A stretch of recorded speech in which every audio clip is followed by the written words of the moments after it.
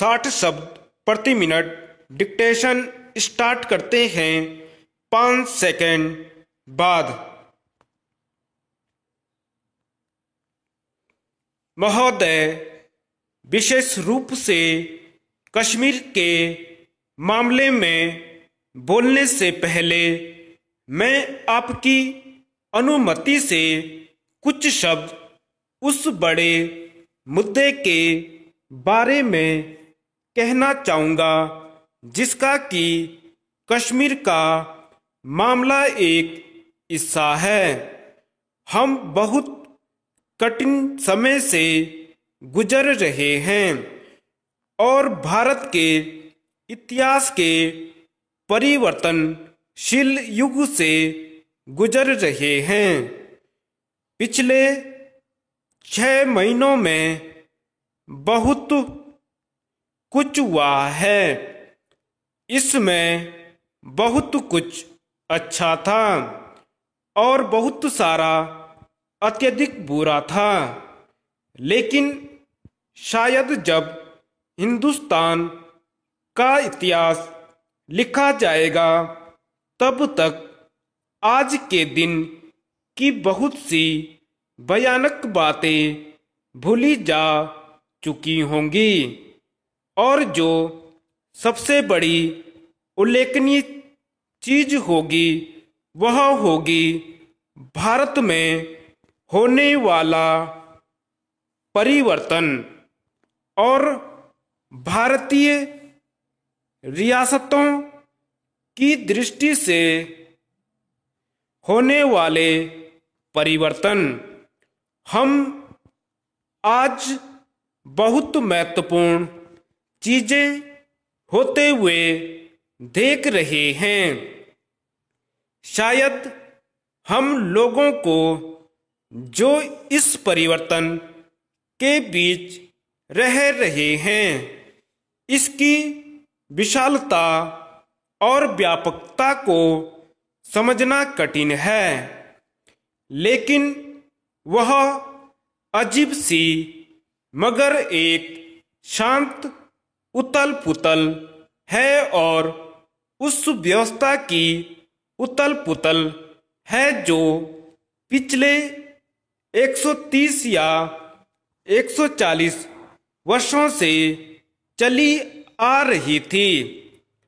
130 से 140 वर्षों से और कमोबेश 19वीं सदी के शुरू से हिंदुस्तान में चली आ रही थी। हम देख रहे हैं कि इतिहास किस तरह और अचानक इतनी चीजों को साफ करता चला जा रहा है। 130 वर्ष पुरानी व्यवस्था को बदलता जा रहा है और उसकी जगह कोई नई कुछ नई चीज ला रहा है। हम विश्वास के साथ और सही सही तो नहीं कह सकते कि अंत में चलकर क्या होगा, क्योंकि एक तस्वीर काफी तेजी से साफ होती जा रही है। ऐसा लगता है कि इस सब के पीछे भाग्य का हाथ है, लेकिन जो कुछ घट रहा है वह ऐसा नहीं जिसकी हम आशा करते थे। वास्तव में हम में से बहुत से लोग पिछले बहुत वर्षों से हिंदुस्तानी रियासतों के बारे में कुछ उद्देश्य लेकर चले और उनके लिए अपने राजनीतिक संगठनों और रियासतों की जनता, सूबों के लोगों के और दूसरे तरीकों के जरिए काम करते रहे और मिलकर आज जो कुछ हो रहा है वह उनके उद्देश्यों के अनुसार है जो हम अपने सामने रखकर चले थे। फिर भी मैं स्वीकार करता हूं कि वर्षों तक रियासतों के लोगों के आंदोलन से बहुत निकट रूप से संबंध होने पर भी अगर मुझसे कोई पूछता कि क्या कुछ होने वाला है तो मैं कहने में संकोच करता। महोदय, इन तीव्र परिवर्तनों के लिए बहुत सी चीजें जिम्मेदार हैं। मैं समझता हूं कि आखिर इतिहास की शक्तियां ही काम कर रही हैं। इतिहास ने शक्तियों को उबारा है जो लंबे समय तक दबी पड़ी थीं। इन 130 वर्षों में हमें एक अजीब चीज देखने को मिली है। अंग्रेजी साम्राज्य ने 19वीं सदी के शुरू के 25 वर्षों में रियासतों का एक सिलसिला खड़ा किया। यह नहीं कहा जा सकता कि उस काल के हालात में यह चीज उचित थी या नहीं। फिर भी यह कहना कठिन है कि अगर अंग्रेजी साम्राज्य न होता तो क्या होता। तो अंग्रेजों की ताकत से यह व्यवस्था जन्मी और इसमें भी कोई शक नहीं कि उन्होंने इसे अच्छा अपने लाभ का समझा। यह व्यवस्था अपनी किसी आंतरिक शक्ति के बल पर नहीं चलती रही बल्कि जैसा आप आज साफ है कि यह एक बड़ी ताकत या जिसे प्रभुसत्ता कहा जाए उसके बल पर जारी रही। बाकी हिंदुस्तान में और हिंदुस्तान के बाहर दुनिया में हर तरह के परिवर्तन हो रहे थे, लेकिन हिंदुस्तान की रियासतों का ढांचा वैसे का वैसा ही बना रहा। हम में से बहुतों ने कहा कि यह ढांचा बहुत पुराना और जर्जर हो चुका था और इसे बदलना ही था। लेकिन अब क्योंकि इनकी रक्षा करने वाली विदेशी सरकार अट गई, इसलिए दमन भी खत्म हो गया। जो शक्तियां बलपूर्वक दबाकर रखी गई थीं, वे अचानक सक्रिय हो गई हैं। और जैसा कि हम देखते हैं, बड़ी तेजी से काम कर रही हैं।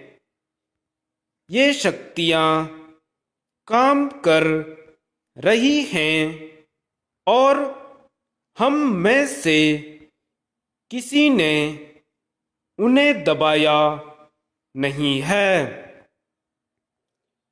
लेकिन मैं समझता हूं कि इस स्थिति से और एक बड़ी नाजुक और कठिन स्थिति से जिस ढंग से निपटा गया है, उसके लिए सदन मुझसे सहमत होगा कि हम सब अपने मित्र और साथी उप प्रधान मंत्री के बहुत ऋणी हैं।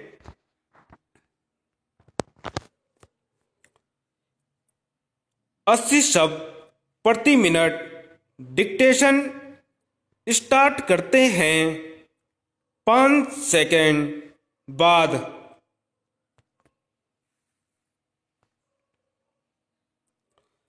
भाइयों, यह बहुत ही उपयुक्त समय है कि मिशन ने अपने विकास कार्यों के इस चरण में यूथ कन्वेंशन का आयोजन किया है। नौजवानों को पथ प्रदर्शक मिलना चाहिए। उन्हें उन आध्यात्मिक मूल्यों को अपनाना चाहिए जिनकी वजह से ही राष्ट्र में देश और समाज के प्रति जिम्मेदारी की भावना बनी रहती है। आज युवकों पर ही ध्यान केंद्रित करना होगा। रामकृष्ण मिशन युवकों के प्रति अपनी जिम्मेदारी समझता रहा है और मुझे खुशी है कि इसने उनको रचनात्मक कार्यों में संगठित करने पर विशेष ध्यान दिया है। भारत ने स्वतंत्रता के बाद के वर्षों में महत्वपूर्ण उन्नति की है। आज भारत राष्ट्र समुदाय में एक गौरव का स्थान रखता है। लेकिन कई प्रश्न ऐसे हैं जिन्हें अभी हल करना बाकी है। सरकार ने गरीबों और आर्थिक तौर पर पिछड़े लोगों की बेहतरी के लिए कई कार्यक्रम शुरू किए हैं। सरकार की कोशिशों में रामकृष्ण मिशन और विशेषकर इसके युवा पक्ष जैसी स्वयंसेवी संस्थाओं को हाथ बटाना चाहिए।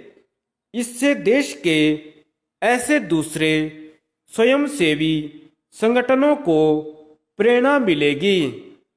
मैं देश के युवकों से अपील करता हूं कि वे भारी संख्या में समाज सेवा को अपनाएं और स्वामी विवेकानंद ने युवकों के लिए जो मार्ग प्रदर्शित किया था उससे प्रेरणा लें।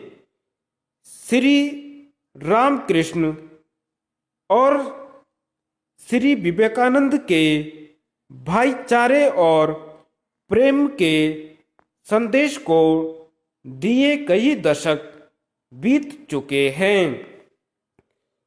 हमें अब विदेशी शासन से मुक्ति मिल चुकी है, परंतु देश में अभी भी जातिवाद और दहेज जैसी कई सामाजिक बुराइयां हैं जो समाज को कमजोर बना रही हैं।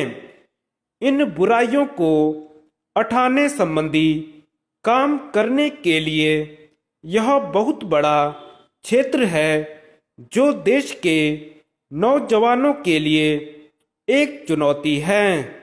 मैं युवकों से कहूँगा कि वे स्वामी विवेकानंद द्वारा कही इस बात से प्रेरणा ले कि हमें आवश्यकता है उन नौजवानों की जो सब कुछ त्याग कर देश के लिए अपने जीवन का बलिदान कर दें। मैं रामकृष्ण मिशन को धन्यवाद देता हूं कि उन्होंने मुझे इस कन्वेंशन का उद्घाटन करने के लिए बुलाया। मैं आशा करता हूं कि इस कन्वेंशन से लाभदायक परिणाम निकलेंगे और इससे देश की उन्नति और खुशहाली के सफर में एक नए अध्याय की शुरुआत होगी। रामकृष्ण मिशन के कार्यकर्ताओं और हम सब के लिए यह गौरव की बात होगी। भाइयों, देश के कोने कोने से आए आप सब रचनात्मक कार्यकर्ताओं से आज यहाँ मिलकर मुझे बहुत खुशी हो रही है। आपने अपना जीवन सेवा, त्याग और रचनात्मक काम को अर्पण कर रखा है। इसकी मैं सराहना करता हूँ। आज का दिन विशेष महत्व का दिन है। आज का दिन शुभ है क्योंकि यह देश के महान संत विनोबा जी का जन्मदिन है। विनोबा जी के बारे में कुछ कहना सूरज को दीपक दिखाने जैसा है। उन्हें मानव जाति की सजीव आत्मा कहा है। एक उच्च कोटि के ज्ञानी और दार्शनिक होते हुए भी उन्होंने अपना जीवन गरीबों और लाचारों की सहायता करने में लगा दिया। 13 साल तक लगातार वे भूमिहीनों के लिए देश भर में गांव-गांव पैदल फिरते रहे। उनके पंजाब का दौर के दौरान मुझे उनके सत्संग का लाभ मिला था, जिसने मेरे दिल और दिमाग पर गहरा प्रभाव डाला। उन्होंने 40 लाख एकड़ भूमि बड़े जमींदारों से दान में लेकर कमजोर वर्गों में बांटकर हजारों परिवारों को जीवन दान दिया।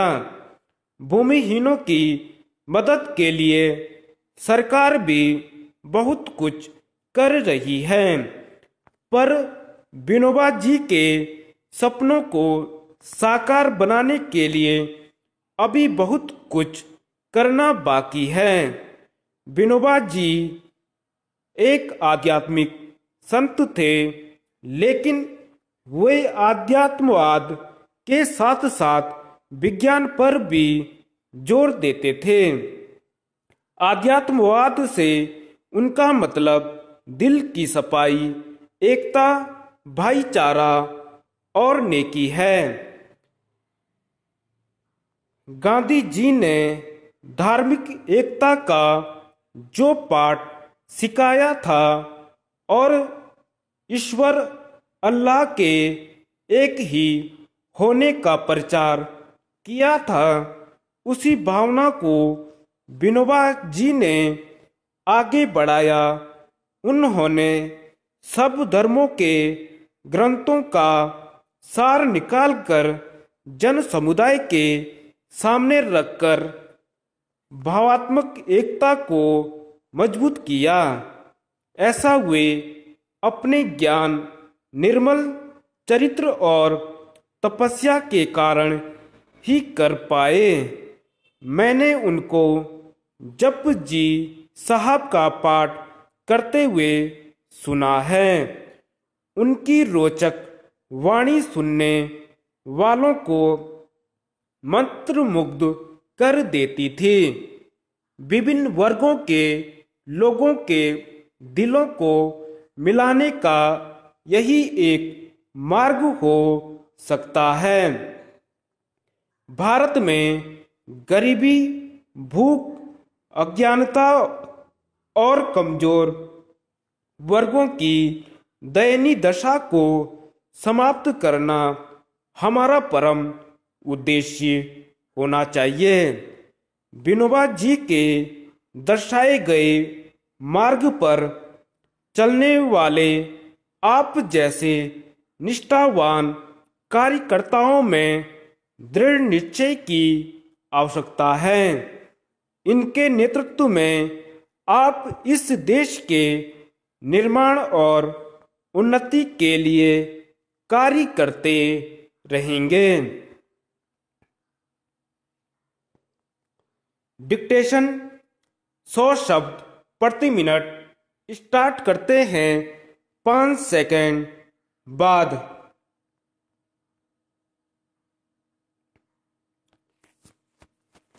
महोदय, हम सभी चाहते हैं कि विकास प्रक्रिया निरंतर चलती रहे, लेकिन सतत विकास के बारे में अलग अलग लोगों की राय भिन्न है।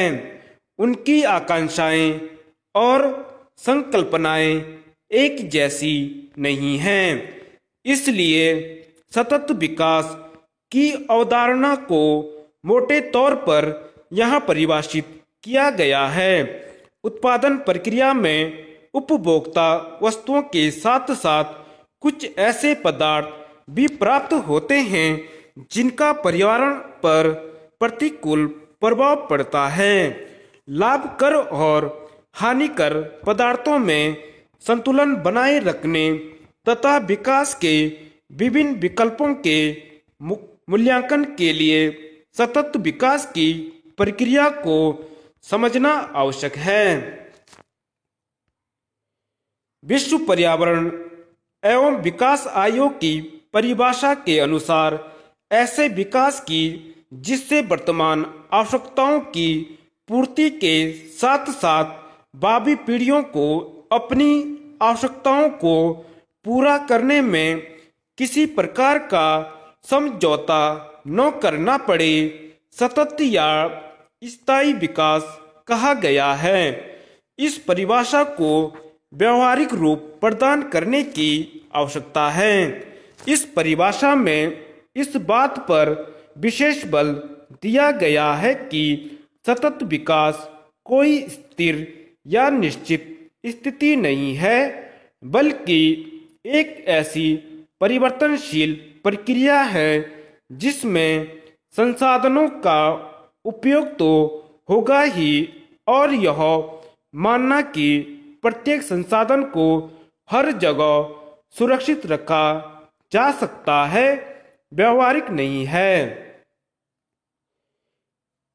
लेकिन समस्या यह है कि किस प्रकार के विकास को स्थायी कहा जा सकता है और इसकी समय सीमा क्या होनी चाहिए। उदाहरण के लिए वनों की सुरक्षा पर ही विचार किया जाए तो क्या प्रत्येक वृक्ष को बचाना होगा, संपूर्ण या उसके किसी भाग के जंगलों की सुरक्षा, या संपूर्ण विश्व में वन संरक्षण आवश्यक होगा ताकि दीर्घकाल तक पर्याप्त मात्रा में वन संसाधन उपलब्ध हो सकें और विकास प्रक्रिया निरंतर चलती रहे। स्पष्ट है कि प्रत्येक वृक्ष को बचाए रखना संभव नहीं है और न ही हर एक जंगल को सुरक्षित रखा जा सकता है। समय के साथ साथ अनेक क्षेत्रों में संसाधनों की कमी अवश्यंभावी है तथा इस तथ्य को भी नहीं भुलाना चाहिए कि कुछ ऐसे संसाधन हैं जिनकी पुनः प्राप्ति संभव है, उन्हें सुधारा जा सकता है, उनमें वृद्धि की जा सकती है।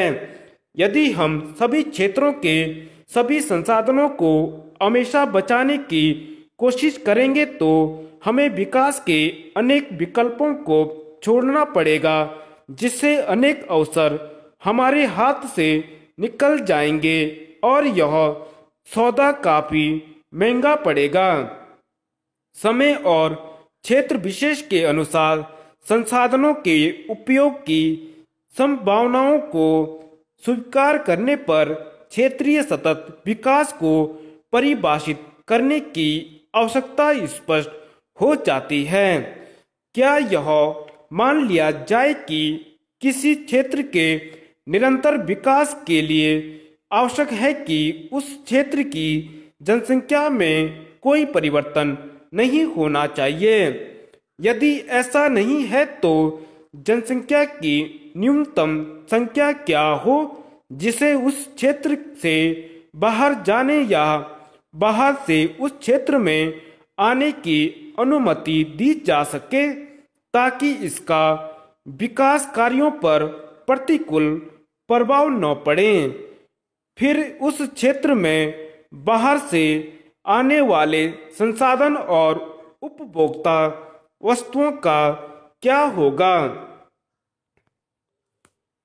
महोदय, आयातित संसाधनों और उपभोक्ता वस्तुओं के सहारे तथा निर्यातक क्षेत्र पर इसके प्रभाव की चिंता न करते हुए क्षेत्रीय विकास संभव है, लेकिन क्षेत्रीय आधार पर ऐसा विकास विश्व स्तर पर स्थायी विकास नहीं होगा। स्थायी विकास की व्यावहारिक दृष्टि से उपयोगी और तर्कसंगत परिभाषा देना सरल नहीं है। फिर भी मार्गदर्शन के लिए कुछ बातों पर विचार किया जा सकता है। सबसे पहले, अधिकांश मामलों में विकास कार्यों के लिए क्षेत्रीय अर्थव्यवस्था पर विचार करना उचित होगा। यद्यपि कुछ मामलों में विश्व अर्थव्यवस्था के संदर्भ में विचार करना आवश्यक होगा।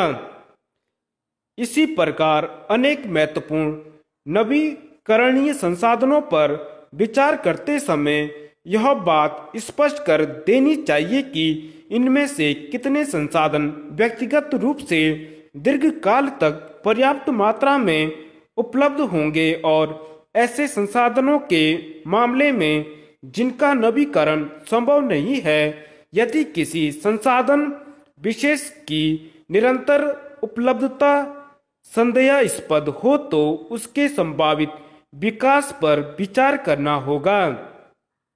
दीर्घकालीन विकास योजनाएं बनाते समय योजना की अवधि के अनुसार वर्तमान की तुलना में भावी पीढ़ियों के कल्याण को अपेक्षाकृत अधिक महत्व दिया जाता है।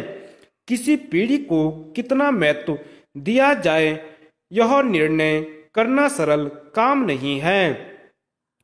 मार्क्स बंधु के इस प्रश्न का उत्तर देना कितना कठिन है कि भावी संतति ने मेरे लिए क्या किया जो मैं आने वाली पीढ़ी की चिंता करूं। तर्क दिया जाता है कि विकास निरंतर चलने वाली प्रक्रिया होनी चाहिए। इसके लिए समय की कोई सीमा नहीं होनी चाहिए और आने वाली प्रत्येक पीढ़ी को उससे पहली वाली पीढ़ी की तुलना में कम महत्व दिया जाना चाहिए। लेकिन ऐसा संभव नहीं है क्योंकि किसी निश्चित समय के आधार पर ही कोई निर्णय लिया जा सकता है। विश्व पर्यावरण एवं विकास आयोग द्वारा दी गई सतत विकास की परिभाषा में एक व्यवहारिक उपाय दिया गया है। आयोग के अनुसार यदि भावी पीढ़ी को वे सब विकल्प उपलब्ध हों जो वर्तमान पीढ़ी के पास हैं तो एक पीढ़ी या 20 वर्ष का समय विकास योजना के लिए उपयुक्त होगा। 20 वर्ष की आयु में औसतन एक महिला अपनी पहली संतान को जन्म देती है। इसके लिए इस परिभाषा के अनुसार विकास के ऐसे विकल्प पर विचार किया जा सकता है जिससे एक पीढ़ी अर्थात 20 वर्ष के बाद प्राकृतिक संसाधन, पूंजी, ज्ञान और कौशल की सहायता से हम उतना ही या उससे अधिक उत्पादन और सेवाएं प्राप्त कर सकेंगे जितनी कि इस समय प्राप्त कर सकते हैं। यह बात ध्यान देने योग्य है कि समय के बंधन के कारण यद्यपि हम 20 वर्षों की विकास योजना पर ही विचार कर रहे हैं, लेकिन वास्तव में इसमें भावी सभी पीढ़ियों के हितों का ध्यान रखा जा रहा है। कुछ लोगों के अनुसार विकास न केवल स्थायी होना चाहिए बल्कि विकास का लाभ समाज के प्रत्येक वर्ग को समान रूप से मिलना चाहिए क्योंकि वनों की कटाई से ग्रामीण समुदायों के जीवन स्तर में गिरावट और उसे प्रभावित होता देखा गया है। धन्यवाद।